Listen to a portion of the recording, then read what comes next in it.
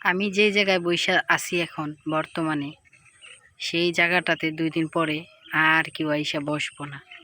কারণ হলো আমি যখন বাড়িতে আসি, যতদিনই থাকি না কেন, আমার মা, আমার ছোট বোন বা সবাইকে নিয়ে আমি এই জায়গায় বসি, এই জায়গায় থাকি। এই সারাদিন থাকি না, বিকাল টাইমে আইসা বইসা থাকি। তা আমি যখন চলে যাই, আমার ছোট বোনটা আমাকে খুবই মিস করে, এই জায়গাটাকে খুবই মিস করে। কারণ এই জায়গাতে এসে আমি টিকটক ভিডিও বানাই, ফেসবুকের ভিডিও বানাই, ইউটিউবের ভিডিও বানাই, তারপরে ওর সাথে ভিডিও বানাই, ওরে নিয়ে নিয়ে ভিডিও বানাই, ছবি উঠাই। তো এই জিনিসগুলো নাকি ও খুবই মিস করে আমার সাথে যখন থাকে।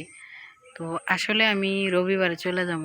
তো আমারও খুবই খারাপ লাগতেছে, কারণ আজকে হলো বৃহস্পতিবার, কালকে শুক্রবার, কালকের পরে আমি চলে যাব রবিবারে। তো খুবই খারাপ লাগতেছে, কারণ আমি একটা মাস, এবার আমার 4-5 বছরের ভিতরে, বিয়ের বয়সের ভিতরে আমি এইবার আইসা আমি 1 মাসের মতো থাকলাম। তো 1 মাস থাকার পরে মানে এইবার যাই আমি কিভাবে বাসায় থাকবো, আমি নিজেও মানে ভাবলে অনেকটা খারাপ লাগে। নিজের চোখ দিয়ে অটোমেটিক পানি এসে পড়ে যে কিভাবে থাকবো নিজের বাপ মারে রাইখা বা আমার ছোট বোন 2টারে রাইখা। আর আপনারা বিশ্বাস করবেন কিনা জানি না, আমার বিয়ে হয়েছে পর থেকে আমি বাবার বাড়িতে আসলে আমার মা আমার কাপড়টা ধুয়ে দেয়। আমার কাপড়, গায়ের কাপড়, আমার সন্তানের কাপড়টা, আমার মাথাটা ধুইয়া দিব।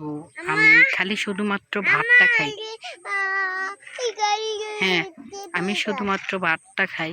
আর যত কাজ আছে তত কাজগুলা আমার মা, আমার ছোট বোন করে।